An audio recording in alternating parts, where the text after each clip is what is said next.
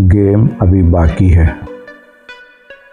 मैं विजय किशोर राठौड़। चलो आपको बताता हूँ मेरी खुद की कहानी, कैसे मेरे जीवन में संघर्ष आया और मैंने कैसे उस संघर्ष से निपटते हुए वापस सक्सेस पाया। कभी कभी लड़ाई सिर्फ दो लोगों की नहीं होती है, उसकी गूंज अगली पीढ़ी तक सुनाई देती है। और दूसरी बात,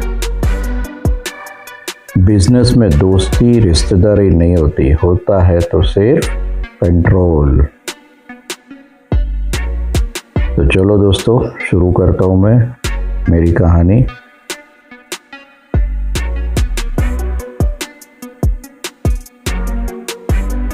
जब मेरी लाइफ में जो बड़ा सा तूफान आया, एक समय पे मैं मल्टीनेशनल ऑफिस जो मेरे पास थी, मल्टीनेशनल बिजनेसमैन मैं कहलाता था, मेरे भाई लोगों ने मेरी टांग खींची। मैं वैसे बिजनेस में जल्दी किसी पे विश्वास नहीं करता हूँ, तो मैं उस पे विश्वास कर गया जिसका हाथ पकड़ के मैं आगे बढ़ा था, जिनसे 10,000 रुपया लेके मैं अपने गांव से निकला था। सपने बड़े बड़े थे और वो सपने पूरे करने और मैंने किए। मुंबई आया, मुंबई में भी मैंने अपने बलबूते पे सारा जमाया। वहाँ से मैं बाहर तक पहुँचा, पर एक विश्वास, वो विश्वास नहीं था, धोखा था। मेरी उड़ानों का, मेरे सपनों का सब चकनाचूर हो गया था। संजना बच्चों को लेकर ऑस्ट्रेलिया चली गई थी। आज उस बात को भी 10 साल हो गए, मतलब मुझे गांव से निकले 25 साल हो गए।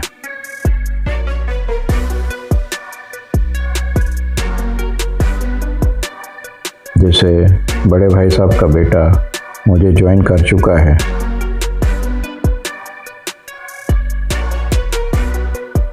अब मेरे बच्चे भी बड़े हो गए हैं।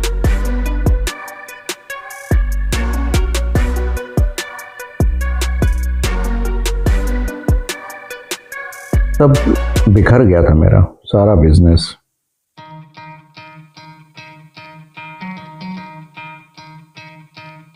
अभी वो सबसे उभरते हुए हम लोग आगे बढ़ गए, मेरे लाइफ में कामयाबी आई। पर दोस्तों, मैं एक चीज बताऊं यहाँ पर,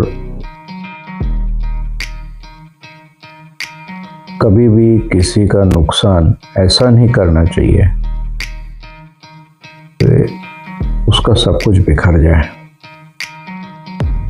वो ऑर्डर रिजेक्ट होने के बाद वापिस आगे बढ़ते जा रहे थे हम। वो 300 करोड़ का झटका तो था, वो जो थोड़ा धीरे से मैंने दिया था। उसके बाद मेरे पे हमला भी हुआ, तब मेरा माथा ठनका। 2 चीज़ें वैसी हुई, जैसे रोहन का मेरे साथ ज्वाइन होना और मुझ पे हमला होना। मतलब मैं समझ गया था कि ये खेल सिर्फ भाइयों के बीच का नहीं रहा है, अभी विरासत का भी हो गया है। तो फिर मैंने मेरे बेटे को बुला लिया, आर्यमन। पर यहाँ किसी को नहीं पता है कि मेरा बेटा भी आ रहा है अब। और इंसान की लाइफ में जब संघर्ष करते हुए आगे बढ़ रहे हो, उसमें यदि आपकी खुद की संतान का साथ मिल जाए ना, तो उससे ज़्यादा बूस्टर या उससे ज़्यादा पावर किसी और के इंसान में नहीं होता है। जहाँ बाप के पीछे बेटा खड़ा हो जाए। आज मैं 10 साल बाद अपने बेटे से मिलने वाला हूँ। कामिया तुर्की में पूरा सेटअप करके फैक्ट्री का चालू कर चुकी है। अभी वो भी एक ट्विस्ट है।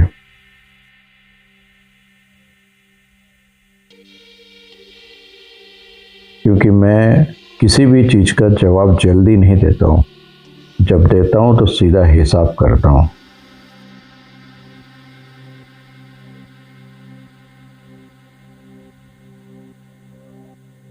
आज मेरे ऑफिस में मेरे बेटे का पहला दिन होगा, क्योंकि उसको मैं एयरपोर्ट से सीधा लेके आ रहा हूँ। और ट्विस्ट ये है कि तुर्की में जो स्टार्ट किया है वो भी भाई लोग को अभी तक पता नहीं है। अब जा रहा हूँ मैं आर्यमन को लेने, वो शायद एयरपोर्ट पे पहुँच चुका है। और अब मैं भी निकलता हूँ एयरपोर्ट पे, उसका कस्टम वगैरह क्लियर हो जाए तब तक तो पहुँच ही जाऊँगा। क्या वो मुझे पहचानेगा या मैं उसको पहचान पाऊँगा? तभी आवाज़ आती पीछे से, हाय डैडी, आई एम हियर। हाँ बेटा, वेलकम टू इंडिया। आर्यमन पूछता है, डैड टाउ को पता है? मैं बोला नहीं। मैं उसको बताता हूँ, बेटा खेल में जितना कम लोग तुम्हें पहचानेंगे उतना ज़्यादा कंट्रोल तुम्हारे हाथ में रहेगा। और तुम आज से ही ज्वाइन कर रहे हो, तुम आज से ही ऑफिस ज्वाइन कर रहे हो, वो भी काम्या के असिस्टेंट के रूप में। और तुम्हारा बंदोबस्त भी अलग किया है रहने के लिए, क्योंकि ये लड़ाई मेरी नहीं है, अगली जनरेशन के लिए मैं लड़ रहा हूँ बेटा।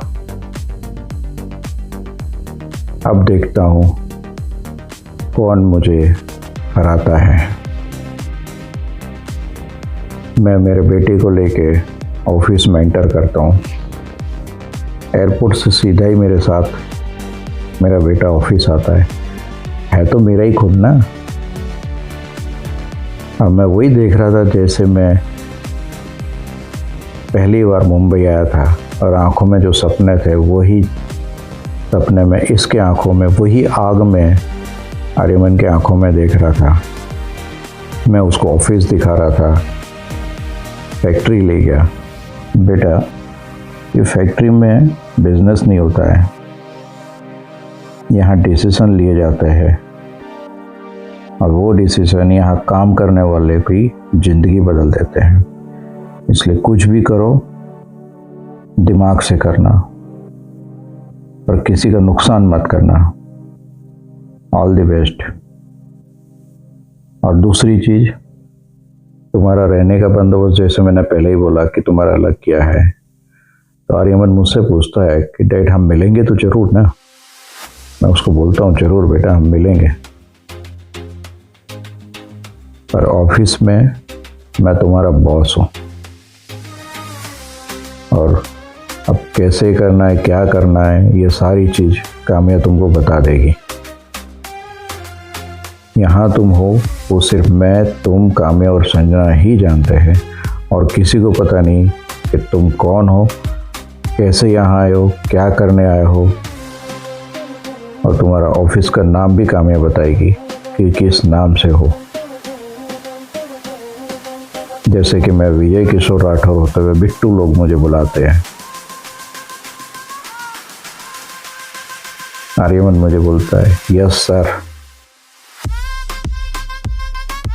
मेरा लड़का बहुत तेज है, आखिर खून है मेरा। आज से मेरे अंदर एक डबल जोश बोलता है ना, एक बूस्टर डोज मिल गया है। और मैं देख रहा हूँ, जैसे बोलता है ना कि लड़कों का लक्षण जो है वो पालने से ही पता चल जाता है, जब वो पालने में होता है। और आर्यमन ने तो ये लड़ाई बहुत पहले से देखी है। याद है मैं जब यूएस उतरा था और संजना प्रेग्नेंट थी, उसको घर छोड़ने गया था यूएस, और तभी एक फ़ोन कॉल आया था। तो और आर्यमन ये सारी चीज़ें माँ के पेट से ही देखते हुए सीखते हुए आ रहा है, तो मुझे और कुछ सिखाने की ज़रूरत नहीं थी। आपने देखा पहले ही दिन कैसे छक्का मारा, आते ही सीधा ऑफिस। अभी तो छोटा है पर है तो विजय किशोर राठौड़ का बेटा, आर्यमन विजय किशोर राठौड़। उसको फ्लैट पे छोड़ के आता हूँ तो फ्रेश होके सिर्फ 1 घंटे में रेडी होके सीधा रिपोर्ट करता है फैक्ट्री को, ऑफिस को। अब मेरा काम दूर से देखना है कि वो क्या कर रहा है, कैसे करना है, और मुझे मेरे काम में फोकस करना है।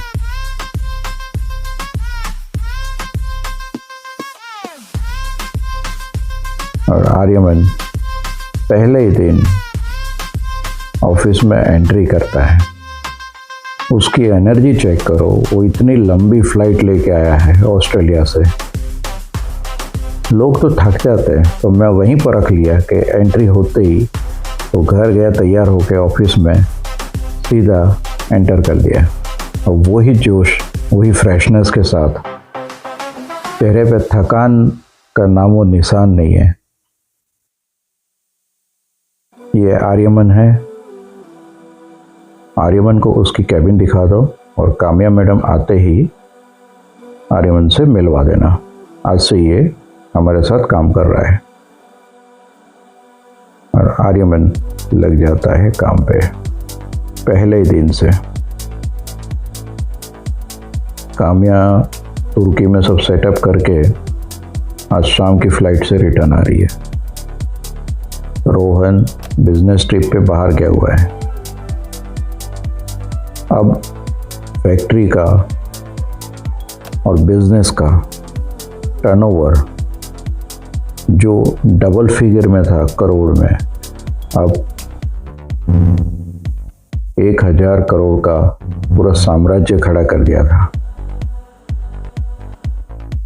भाई लोग खुश तो थे, तो कहीं ना कहीं अब इस पे कब्जा करने की नीयत थी। मतलब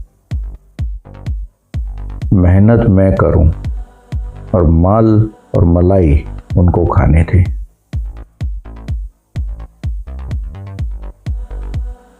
जिस दिन मैं 10,000 लेके निकला था, तब उनको ये अंदाज़ा नहीं था कि मैं इतना आगे निकल जाऊंगा।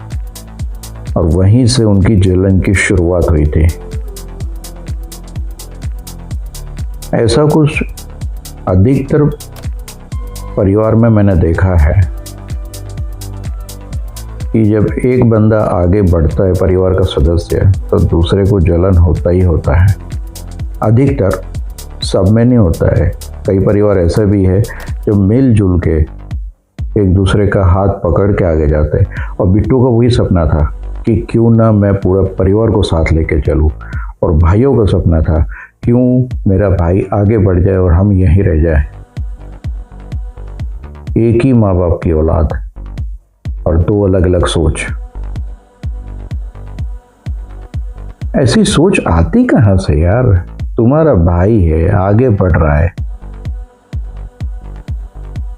और मैं आगे बढ़ रहा था, उनको तकलीफ हो रही थी। जब मैं आगे बढ़ रहा था, लोगों को पूछा जा रहा था, मतलब कि ये आगे कैसे बढ़ गया, ये अमीर कैसे बन गया। हर फंक्शन में, हर जगह पे इनके मुंह से एक ही चीज निकलती, तू अमीर कैसे बनना रे।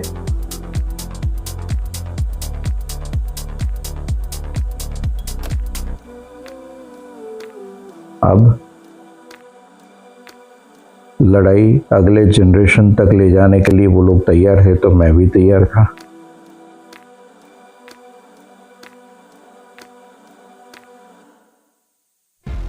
आज एक चीज समझ में आई कि जब आपकी औलाद आपसे दूर है और जब वापस आती है, कितनी खुशी होती है।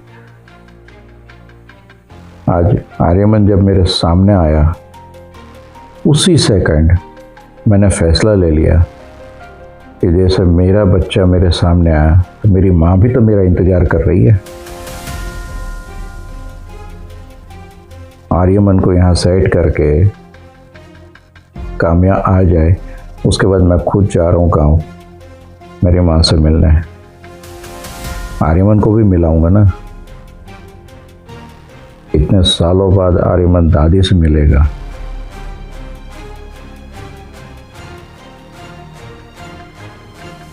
दोस्तों, आप कहीं भी कितने भी दूर हो, पर एक बार पलट के माँ बाप के पास जरूर जाओ। कितने भी दूर हो, साल में एक बार तो जरूर जाओ। यदि कुछ किलोमीटर्स दूर हो तो महीने में एक बार जरूर जाओ। उनको और कुछ नहीं चाहिए, वो सिर्फ आपको एक बार देख लेंगे, उनको सब मिल जाएगा। आपको याद है तीसरे चौथे एपिसोड में मैंने बताया था कि मैं जैसे गांव पहुंचा मुंबई की सक्सेस के बाद, संजना से मिलने से पहले, तो उस समय तो मैं सक्सेस की सीढ़ियाँ चढ़ रहा था, पर जब मैं गांव पहुंचा तो माँ को कितनी खुशी हुई थी। उसको ये नहीं दिखा था कि मेरा बेटा सक्सेसफुल होके आ रहा है, उसको इतना ही दिख गया मेरा बेटा आ गया। आज सेम फीलिंग मुझे आ रही है जब मेरा बेटा मेरे पास आया। मैं इतनी आपाधापी में, इतनी भाग दौड़ में ये सब चीज़ें भूल गया था, पर आज बेटे को सामने देख के मुझे तुरंत मेरी माँ याद आई कि वो भी तो मेरा इंतज़ार कर रही है। तो दोस्तों, आने वाले एपिसोड में मैं अपने गांव ले जा रहा हूँ आपको, मेरी माताजी से मिलवाता हूँ, आर्यमन अपनी दादी से मिलेगा, और अब आगे और क्या क्या होने वाला है उसके बारे में भी मैं बताऊंगा। अभी तो कामया तुर्की में है और मैं उसका इंतज़ार कर रहा हूँ। मिलते हैं आने वाले एपिसोड में दोस्तों। आप अपना ख्याल जरूर रखिए। आपका बहुत बहुत धन्यवाद।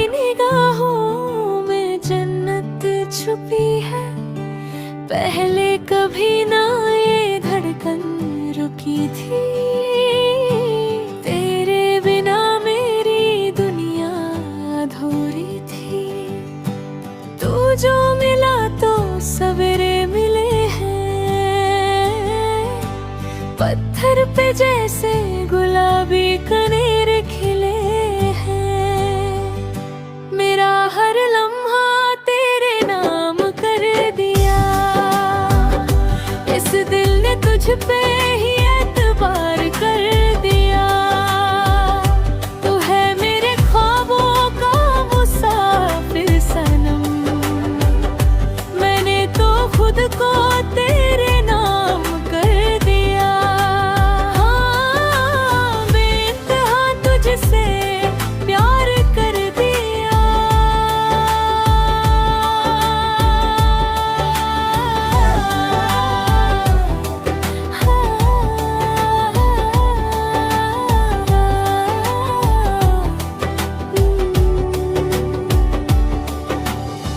खामोशियों में भी बातें होती हैं, अब तो जानने में भी यादें होती हैं। आईना देखूं तो तू ही दिखता है, किस्मत का पन्ना तेरा नाम लिखता है। हवाओं में घुल गई तेरी ही खुशबू, मैं जिधर भी जाऊं दिखे बस तू ही तू। ज़मीं से आसमां तक बस एक ही दुआ है, मेरा इश्क तेरे दर पे ही रुका है। अगर हो अंधेरा तो तू ही रोशनी है, मेरी हर कहानी तेरे बिना सुनी है। मेरा हर लम्हा तेरे नाम कर दिया, इस दिल ने तुझ पे